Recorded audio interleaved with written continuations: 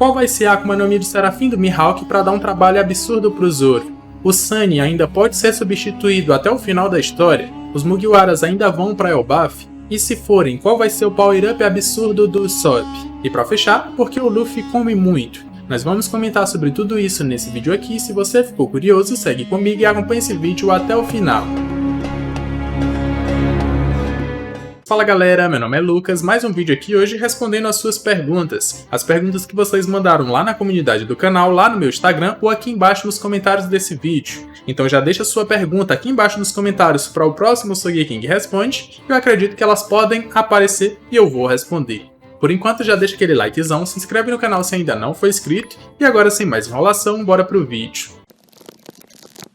José Almi perguntou: você acha que daqui pro final de One Piece o Dragon vai lutar contra Imu-sama? Essa é uma pergunta interessante por dois motivos. O primeiro é, o Imu-sama, como é que o Oda vai trabalhar os poderes do Imu-sama? Vão ser poderes que podem ser utilizados em uma batalha? Ou são poderes que ele tem que utilizar de longe? E aí, depois que a gente responder essa primeira pergunta, aí a gente tem que responder se ele vai lutar realmente com o Dragon. Eu acredito que se os poderes do Imu-sama forem poderes que dá para utilizar em uma batalha, não só o Dragon, como o Luffy, sei lá, o Garp, até outras pessoas da marinha como o Kobe vão ter que lutar contra ele para que derrote ele no final. Quem sabe até o Teach não tenha que lutar ao lado do Luffy, mesmo que eles não sejam aliados nessa batalha, mas eles se venham obrigados a lutar contra um inimigo maior, para que depois eles tenham sua batalha final. Então, dependendo de como Oda vai trabalhar os poderes do Imu-sama, ele pode ou não lutar. Uma confirmação que o Oda nos deu em capítulos recentes foi que os Goroseis são pessoas aparentemente fortes e vão ter que ir para o campo de batalha lutar. Por que eles vão ter que ir para o campo de batalha?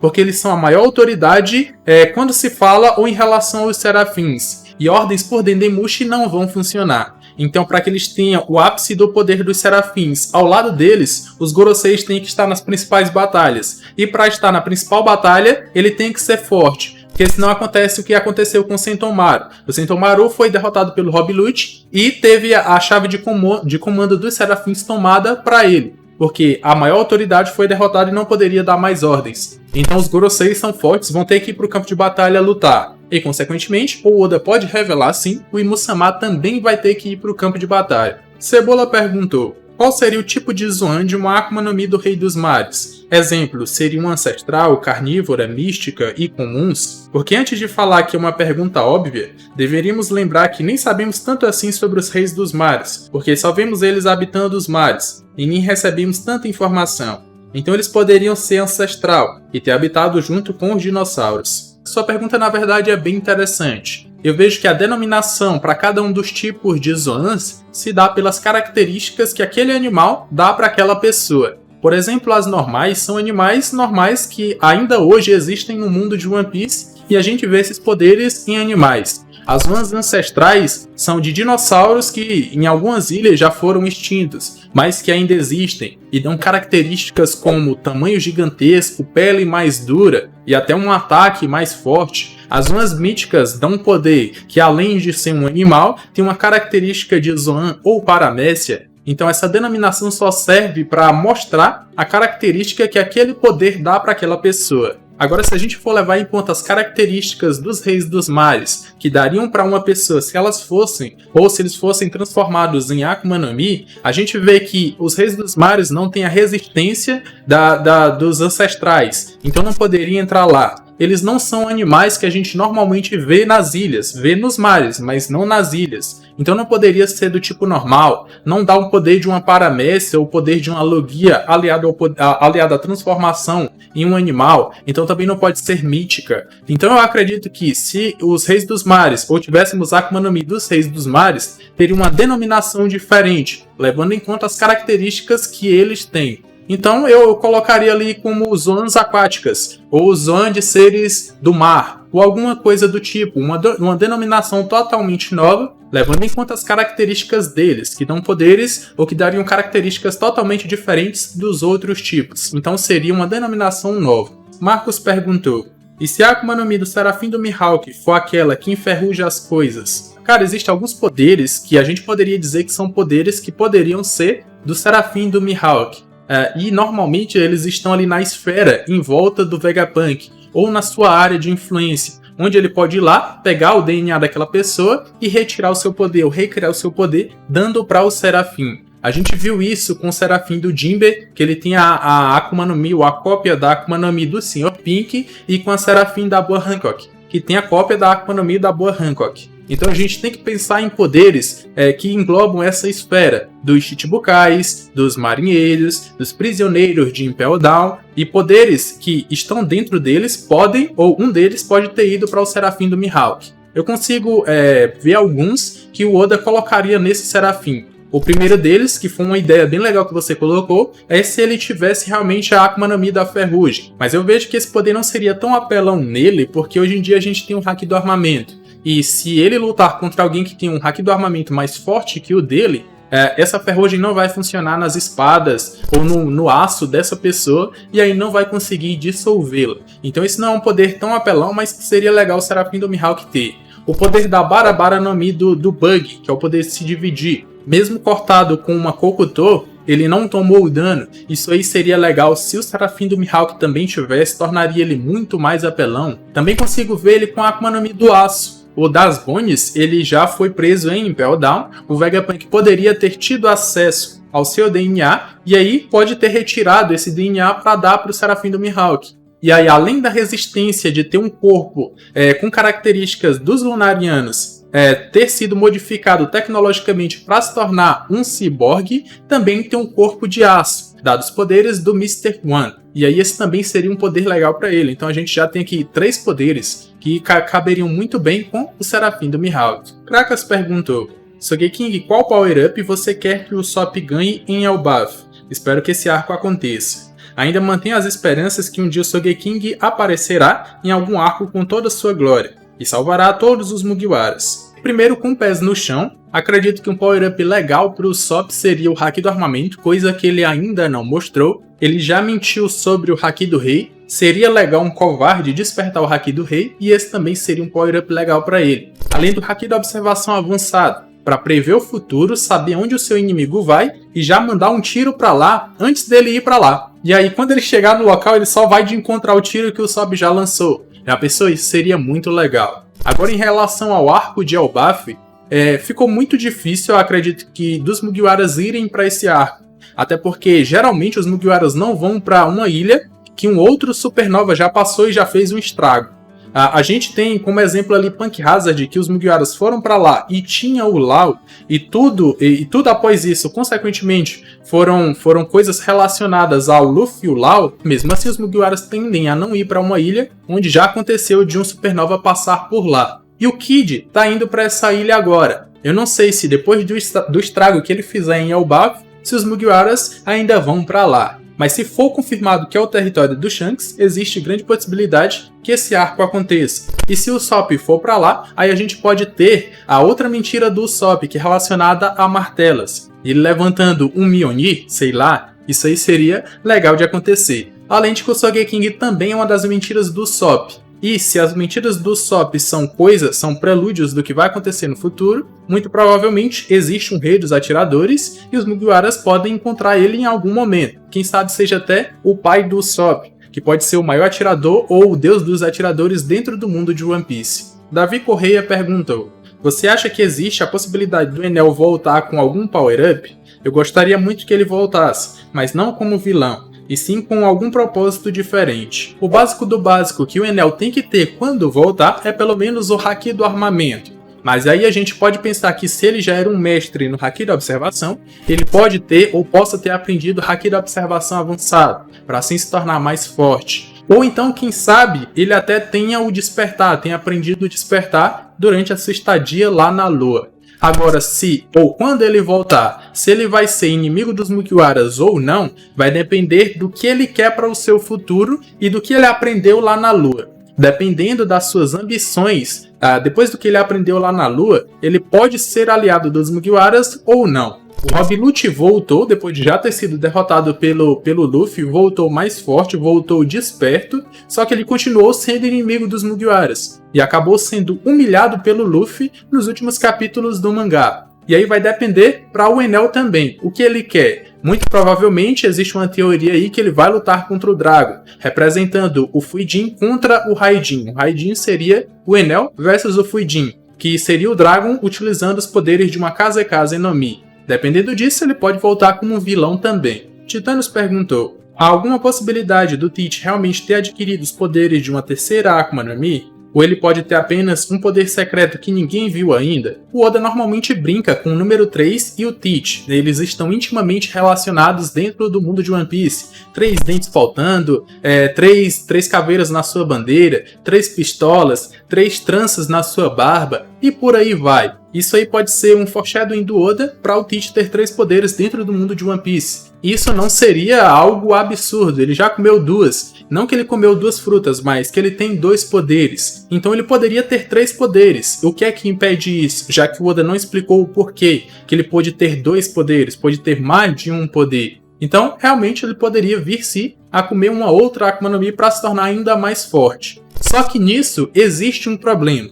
E esse problema é o Haki, que recentemente, até na batalha do Luffy, foi mostrado como um poder que pode até superar os poderes de Akuma no Mi. E até agora, o Teach mostrou ou só nos mostrou o Haki do armamento básico. Quando o Serafim do Mihawk ataca ele, ele nos mostra o seu Haki do armamento. Só que isso é o básico do básico. Enquanto o Luffy despertou a sua Akuma no Mi, e esse despertar dá 2 poderes absurdos, além de uma transformação e emborrachar as coisas ao seu redor, o Luffy também está treinando todos os seus Hakis e as suas evoluções. Enquanto o Teach não está treinando ou não nos mostrou ser apto no uso de todos os outros Hakis e suas formas evoluídas. Se ele quer realmente lutar contra o Luffy, ser um oponente à altura para desafiar o Luffy ou o trono do Luffy de Rei dos Piratas, ele tem que pelo menos ter todos os 3 Hakis e as suas evoluções. Senão, vai ficar ruim para ele. O Luffy vai conseguir vencê-lo sem muita dificuldade. Mas como ele realmente vai ser o inimigo do Luffy, o inimigo final, na corrida pelo One Piece, acredito que não só 3 Akuma no Mi pro Teach, mas o Oda pode dar os 3 Hakis e as suas evoluções para que ele realmente se torne absurdo.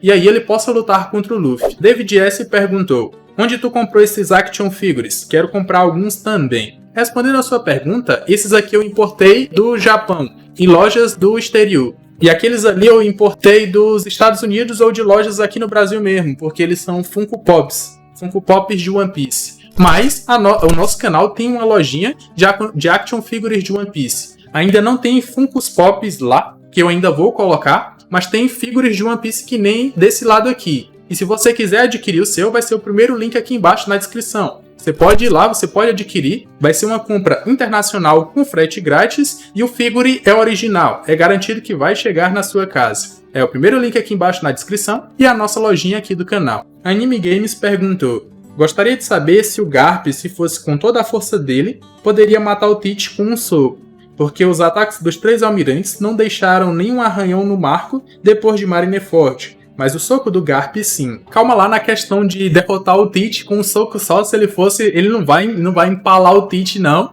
Porque o Teach vai ser o inimigo final do Luffy na corrida pelo One Piece. Não que vai ser o inimigo final do Luffy em toda a história. Mas pelo menos na corrida, até o Luffy se tornar o Rei dos Piratas, vai ser o Teach. Então ele não pode morrer.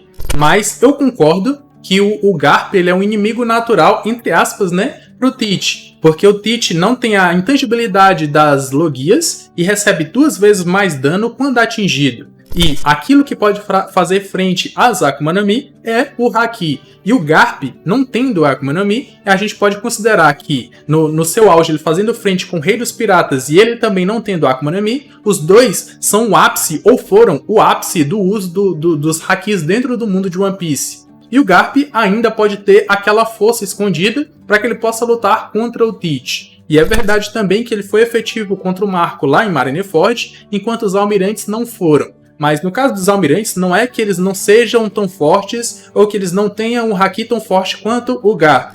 Na verdade é porque eles usam mais essencialmente as suas Akuma no Mi do que os seus Hakis, e naquela época ainda não tinha sido apresentado formalmente o Haki. Então, é por isso que o Marco não foi totalmente atingido. Ou então o Haki do Marco pode ser equiparar o Haki dos Almirantes, chegar próximo, e essa diferença não faz com que ele tome um dano absurdo para os ataques dos Almirantes. Sem contar o fator regeneração que ele tem, que ele se regenerou depois de ter sido atingido por esses ataques. Mas com o Garp, por só usar o Haki, ele deu um dano maior no mar. E a gente vê isso no pós-guerra. Mas o Garp, respondendo só a sua pergunta, o Garp pode ser ali um inimigo natural pro Teach, mas ele não vai empalar o Teach. Ele pode vencer, mas vai ser bem difícil, não vai ser fácil não. Nox perguntou: você acha que o Sunny pode ser substituído? Essa pergunta parece ser meio óbvia, mas na época do Going Merry, quando a gente nem tinha menção que viria um Sunny, as pessoas imaginavam que ele seria substituído? A resposta é que não, e depois ele foi substituído pelo Sunny. E agora os Mugiwaras estão com ele. Será que existe a possibilidade dele ser substituído até o final da história? Existe uma pequena possibilidade, mas de 100%, a possibilidade dele ser substituído vai ser ali menos que 1%, porque ele é o sonho ou faz parte do sonho do Franky. Um navio que ele construiu e que ele é tripulado dá a volta ao mundo inteiro. Esse é o sonho do Franky e o Sunny vai cumprir esse sonho enquanto os Mugiwaras estiverem navegando. Agora, se existir ou se esse 1% realmente se concretizar, existe a possibilidade do Sunny dele ser substituído pela arma ancestral Pluton, que já foi dito ser um navio de guerra que vai ser utilizado até o final da história também. Então, se existir esse 1%, ou se esse 1% se concretizar, e os Mugiwaras tiverem que trocar de navio mais uma vez, eles pulariam para a arma Pluton. Isso é uma possibilidade de acontecer, porque essa arma tem que ser utilizada. Ainda mais com teorias antigas que os Mugiwaras seriam responsáveis por utilizando a Pluton por destruir a Headline. E aí criaria o All Blue. Mas essa possibilidade é mínima ou quase zero, porque o Sunny é o sonho do Franky, tem que ser realizado dentro do mundo de One Piece. A Rasashock perguntou: por que o Luffy come tanta comida? Será que o usuário da Akuma no Mi causa metabolismo rápido? E quanto mais forte, mais comida ele precisa para ter energia? Na verdade, comer muita comida não está relacionada só ao Luffy não. O Zoro também, depois de uma batalha, a gente já viu o Ace, não duvido que o Garp tem uma fome monstruosa, o próprio Dragon por ser da família, então não é uma característica em específico do Luffy. Mas a gente já notou que sempre que o Luffy tá no meio de uma batalha, ou depois que ele foi derrotado uma primeira vez, ele sempre precisa de comida para que ele volte para a batalha, é porque sua estamina está baixa. Estamina é a força vital das pessoas. E as Akuma no Mi se valem dessa estamina para que o usuário possa utilizar cada vez mais os seus poderes. E o Luffy, em específico, ele tem o Gear Second, que é quando ele faz o seu sangue percorrer o seu corpo com uma velocidade absurda. E isso causa uma queima de nutrientes absurdas no meio de uma batalha. E aí o Luffy tem que repor todas essas energias para que ele se torne, ou para que ele possa voltar a lutar mais uma vez, ou até para que ele se recupere. Outro ponto que a gente tem que notar é o metabolismo do Luffy, como ele é exagerado para digerir tamanha comida. Recentemente o Luffy comeu, ficou gordão e 2 segundos depois ele já estava magrinho, porque o seu corpo digeriu. Isso aí pode ser alguma característica da sua Zoan, ou de ter sido revelado que hoje em dia ele tem uma Zoan. Mas o fato do Luffy comer não é específico dele, mas ele come para repor suas energias, assim como várias outras pessoas também fazem. Proferindo palavras, perguntou: Vegapunk trairia os Mugiwaras? Cara, eu já pensei nessa possibilidade. Vê só, ele fazia parte dos Mads, e se tu for reparar naqueles cientistas loucos, a maioria deles não são boas pessoas, ou hoje em dia não vieram a se mostrar como boas pessoas. A Stussy, ela faz parte da CP0. Dentro da esfera judicial, ela está do lado certo. Ela é uma pessoa boa porque está ou faz parte do governo mundial hoje em dia.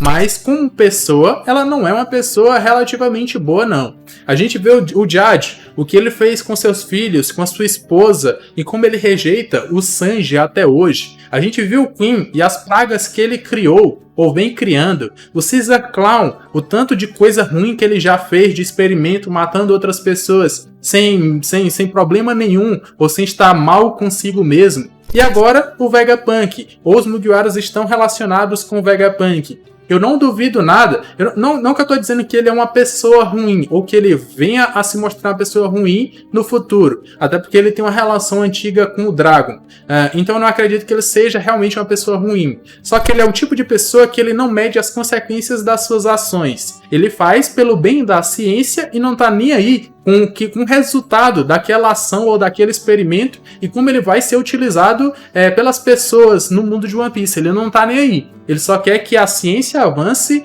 sem se importar com as pessoas ao seu redor. Ele não tá nem aí. Então, não que ele seja uma pessoa ruim, mas navegando com os Mugiwaras, pode ser que ele tenha ou venha a tomar ações que façam mal para os Mugiwaras. Isso eu não duvido que possa acontecer. E não que eu tô dizendo de novo que ele é uma pessoa ruim. Mas em um meio onde todas as pessoas que ele fazia parte se tornaram ou são pessoas ruins, a gente não imaginar que o Vegapunk pode ir pelo mesmo caminho. Agora chegou a sua vez de participar desse vídeo. Já comenta aqui embaixo a sua pergunta para o próximo Sogeking Responde. E eu já posso até ter respondido a sua pergunta. Vai dar uma olhada na nossa playlist que vai ficar no final desse vídeo para você ver os outros Sogeking Responde e quem sabe eu já não respondi. Mais uma vez, se você quiser adquirir figuras originais de One Piece em uma compra internacional com frete grátis, figuras que nem esses que estão aparecendo aqui no canal, primeiro link aqui embaixo na descrição. A gente já teve inscritos comprando, já recebendo seus figuras e eu já postei lá no meu Instagram,